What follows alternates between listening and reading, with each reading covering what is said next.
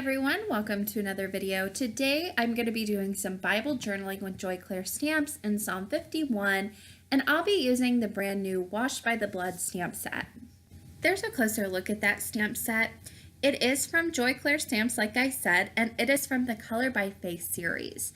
Now, before I even start stamping, I like to lay out my stamps on my Bible so I have a good idea of where I'm going to be stamping. Also, this is a new tip that I got from a lady on the Joy Clair design team. Her name is Carrie, and she suggested that behind your Bible journaling pages, put down some sheet protectors. I got mine from the dollar store. They were $1 for a pack of 20, I believe. These are a little bit thinner, so I'm not going to be using them for anything other than kind of using them as backing papers when ink might run off the edges. But this way, all you need to do is wipe them off and you can reuse them time and time again. So you get a lot of use out of these.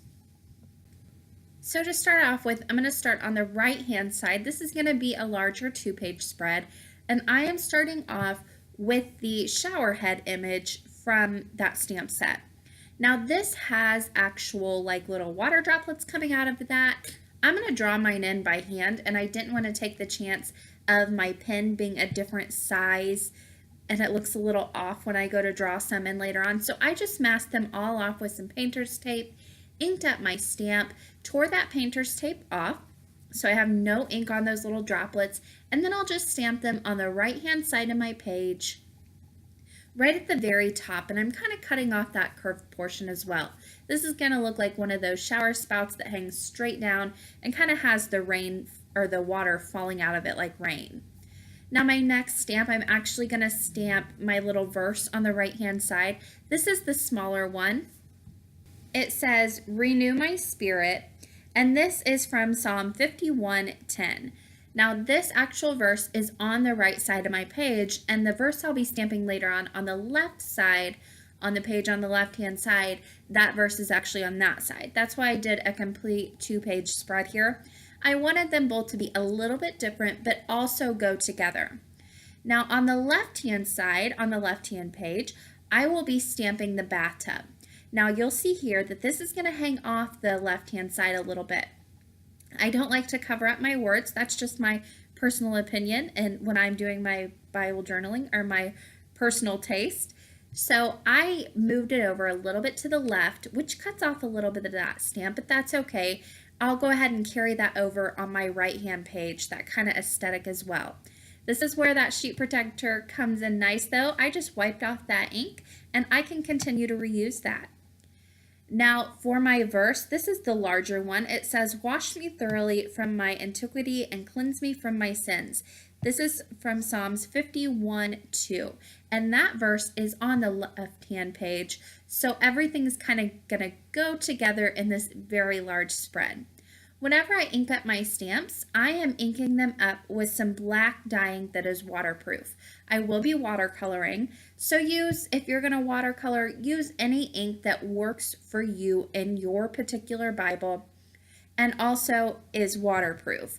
A good one that I like to use too is VersaFine. Just remember that's a pigment ink.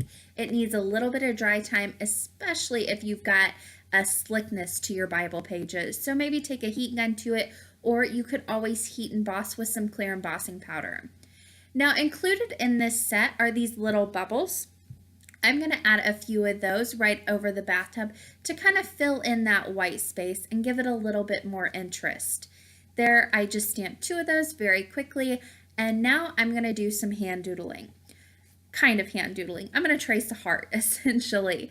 Now this is from a die cut that I have. I just had an extra one laying in my little cup that I like to keep of extra die cuts. If you do not have a heart die cut, you can draw one by hand. You can cut one out and then trace it like I'm doing here. You can also, if you aren't comfortable with doing either one of those, print one off from the internet and just cut it out and trace around it. You don't need a die cut to do this. I'm using my micron pen to trace it, which is waterproof, and I picked one with a tip that kind of matched the lines that are in this stamp set. So it's going to all be cohesive. Now on this heart, straight across the middle, I'm going to draw a wavy line. this is going to look like something is being showered off of it. I am just freehanding this. If you're not comfortable with that, you can always make yourself a little stencil just by cutting it out and then tracing that. I just went ahead and did some freehand drawing. Right above that, I'm going to draw a few little squiggly circles, rectangles, whatever you want to call them, just to add more interest so it looks like everything isn't completely washed off. It gives it a little bit more of a realistic look, if you will. I just drew mine on the top, but if I would have been thinking, I probably would have drawn a few on the bottom side of that line as well and colored them in with the opposite color of what I'm coloring in the top ones. But I didn't do that, and then I moved on to some more hand doodling, which was just adding those water droplets coming from that shower head. And you can stamp these if you want to. I just didn't want to take the chance that they were going to look off from the ones I stamped, so I just completely masked it off and filled in all of those with my micron pen. I believe I am using a 0.03 tip on my micron pen. Just make sure you are using a waterproof ink. So for my watercoloring, I am starting off with some antique linen distress ink.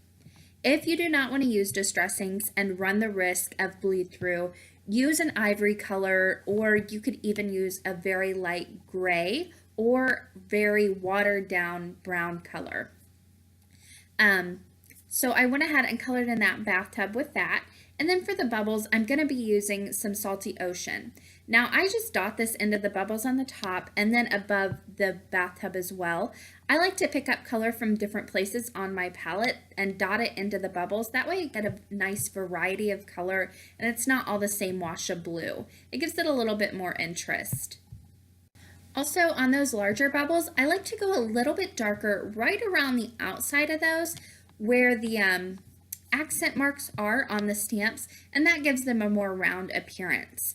With my blue all done, I went ahead and wiped that off my palette, and then I'm going to be moving on to some Hickory Smoke, which is a gray ink.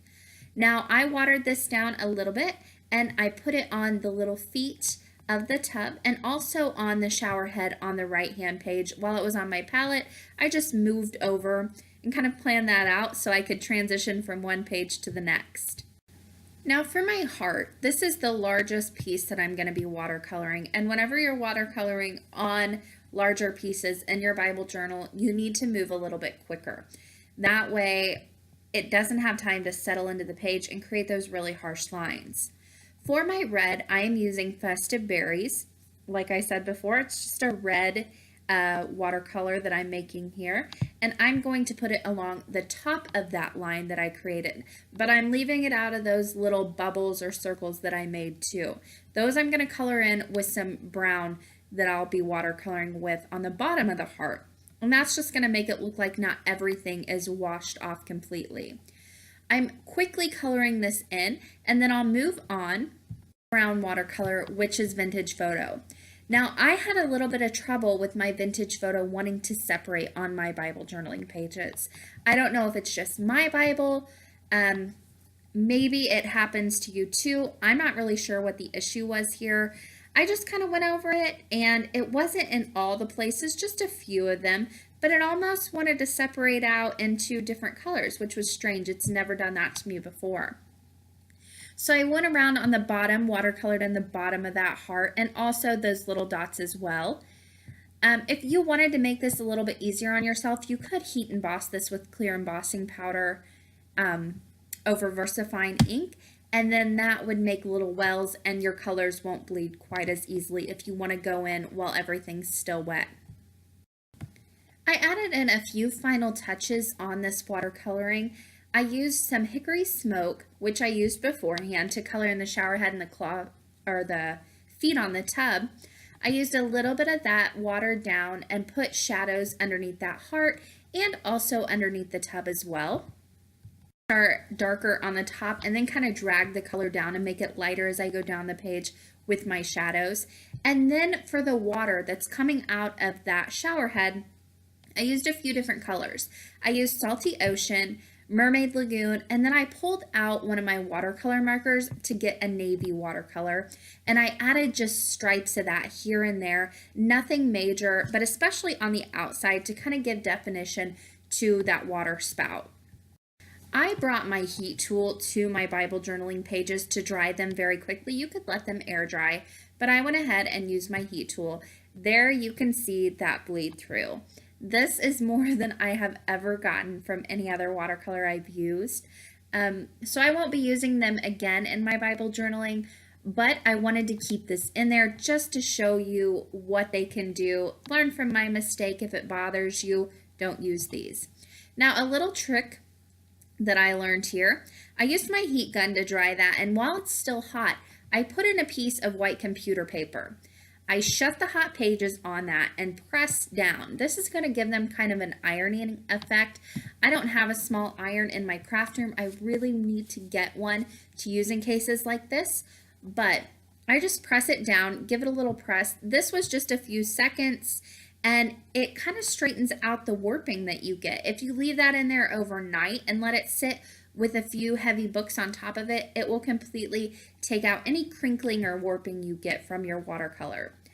But once all that was done, that completed my Bible journaling pages for today. Here are a few final pictures. Because this is a 2-page spread, I kept both pages relatively simple. But whenever you open it up and you look at both pages, they both coordinate well. And I love, love, love the way these turn out. Now, that does it for me today. On the left side of your screen, you're going to see a few different links you can click on. I want to thank you guys so much for watching today, and happy crafting.